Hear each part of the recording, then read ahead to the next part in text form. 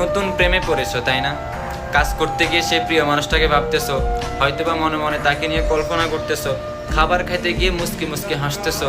রিলসে একটা ভিডিও দেখলে সেই প্রিয় মানুষটাকে মেনশন দিচ্ছ। তবে শোনো, এমন একটা দিন আসবে তোমার সারাটা দিন তোমার কান্না করতে হবে, সারাটা দিন এতিমের মতো তোমার সব কিছু থাকার পরেও তোমাকে একা হয়ে থাকতে হবে। তোমার খাবারের সাথে তোমার চোখের পানি আর খাবার একসাথে মিক্স করে খাইতে হবে। হ্যাঁ, এটাই ভালোবাসা বর্তমান জেনারেশনে।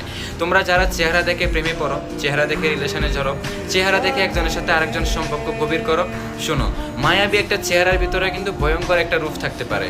আর দেখতে বাজে, দেখতে খারাপ সেই মানুষটার ভিতরে কিন্তু একটা সুন্দর মন মানসিকতা থাকতে পারে, যেটা আমরা সবাই বুঝতে চাই না।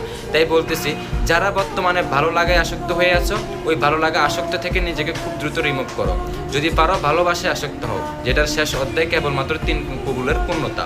আর যারা ভালো লাগায় আসক্ত হয়ে আছো, তারা সারা জীবন কষ্ট করতে হবে।